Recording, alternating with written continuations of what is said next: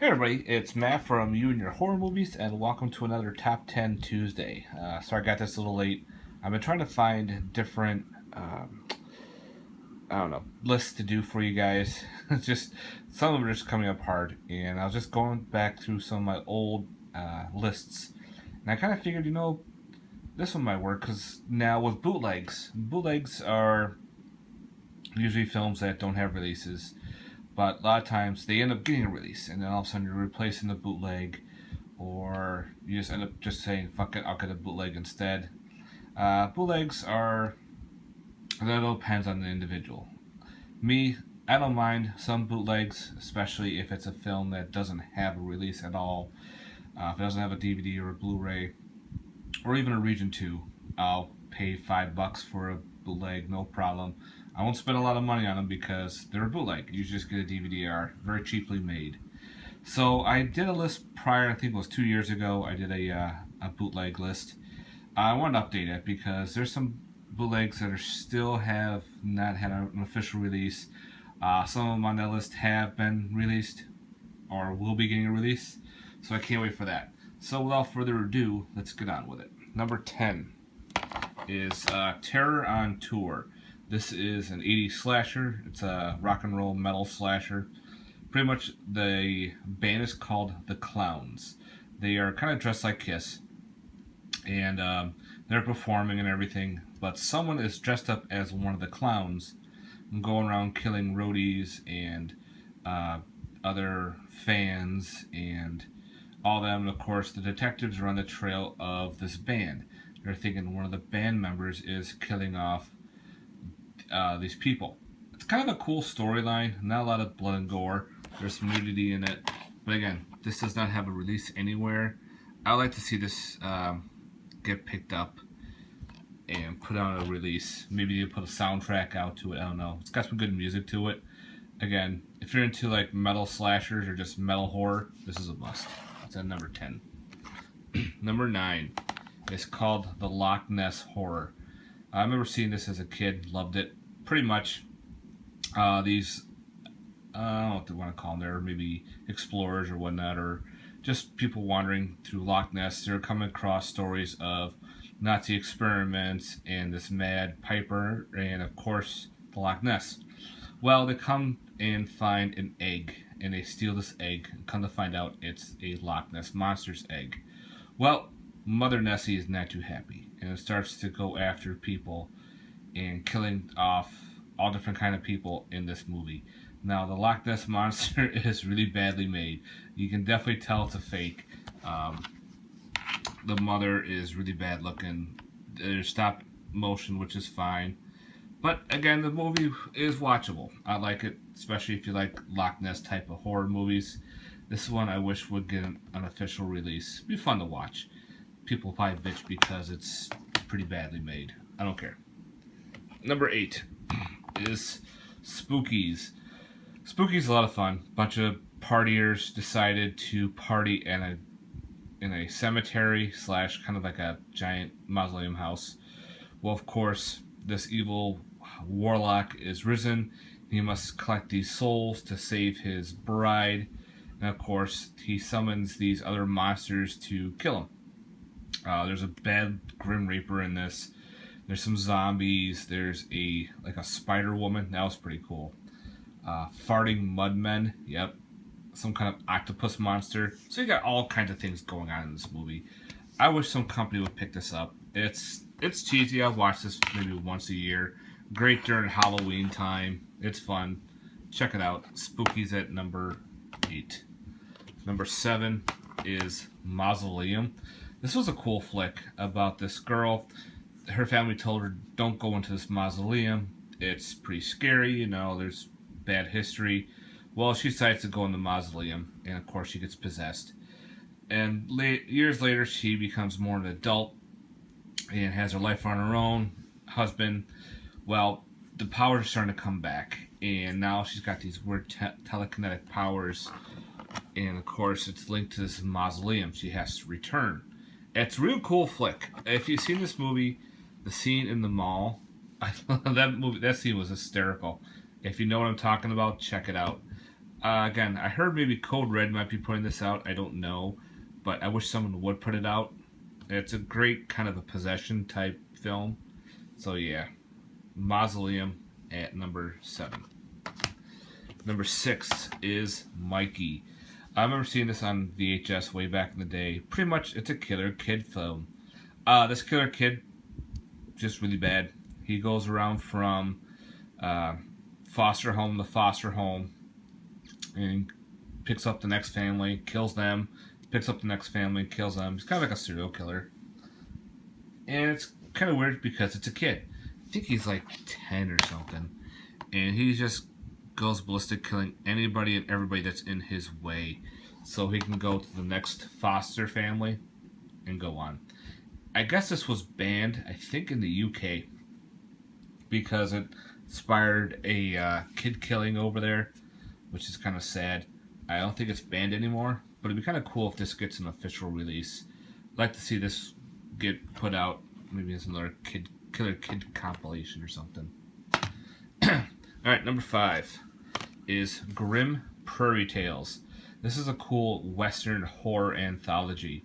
Pretty much you have James Earl Jones is sitting by a campfire. He meets Brad Dourif, who comes to visit him, and they're trying to, make ends way with each other. They don't trust each other. Well, they decide to spend all night telling each other horror stories to keep them awake and to find out who's the best teller of tales, pretty much.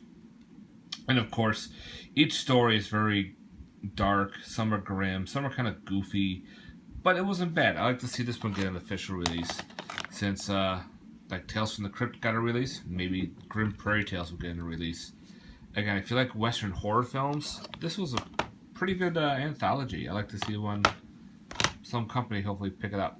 Be awesome.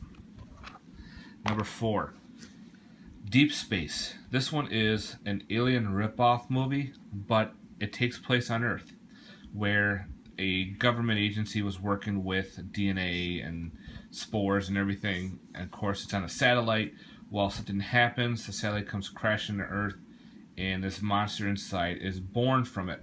So the agency has to pretty much dispense and go after this because their protocols were all fucked up.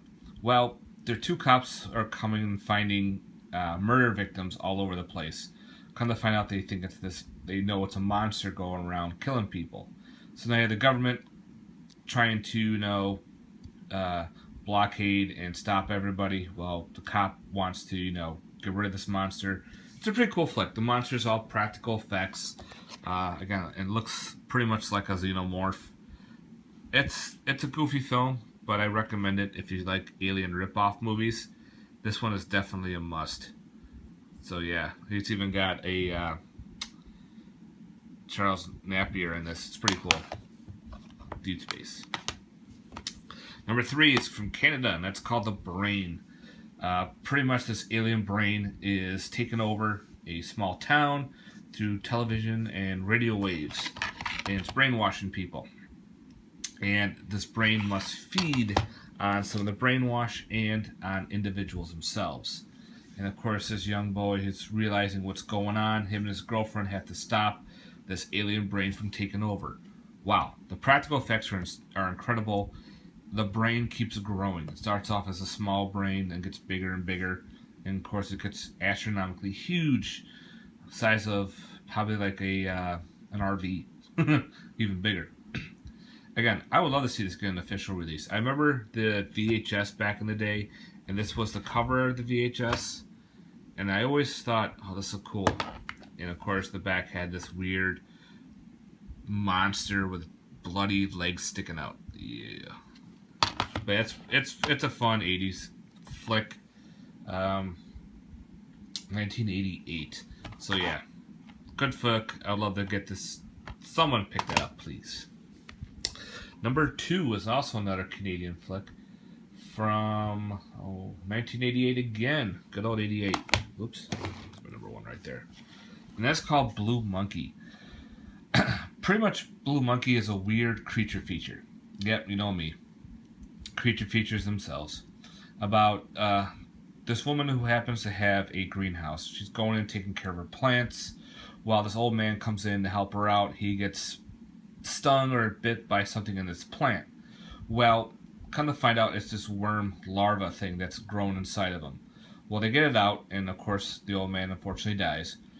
This larva is just hanging out. While these kids are running amok through this hospital, they somehow feed the larva this weird growth hormone. And of course, now this monster bug has grown. It's kind of like a human praying mantis. And it's pretty much running amok in this hospital. So you got some cool hospital horror going on. The reason why they call it the blue monkey is because the kids name it a blue monkey. They don't know what the name of this monster is. They just kept calling it blue monkey, and that's where it's stuck. It's all practical effects. Pretty cool in itself as well. I remember, again, this was the VHS cover of the movie, and I always loved the way that VH cover looked. With this weird flying mutant monster thing flying in the background. I love it. Again, I would love to see maybe Screen Factory pick that up. And of course, my number one, unfortunately, got viewed a little bit, is Trilogy of Terror 2. Now, the first one has a DVD release. I think it went out of print. But part 2 never had an official release anywhere. It's a made-for-TV anthology based on, of course, the first movie. And but this one has 3 different stories. Graveyard of Rats is a killer rat flick about this woman trying to steal jewelry and stuff from this graveyard. Of course, it happens to have these giant rats eating people. It's great. Mommy has done witchcraft to bring back her dead son. Well, Bobby is not Bobby. I'll give you that. It's pretty cool.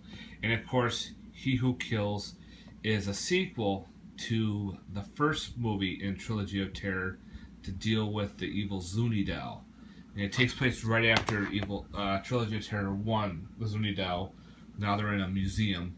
And of course, after the deaths, they bring in the fetish doll. They're trying to figure out why this is here. Now the fetish doll is loose in this museum. Pretty cool flick. Again, my wife loves these 2 movies.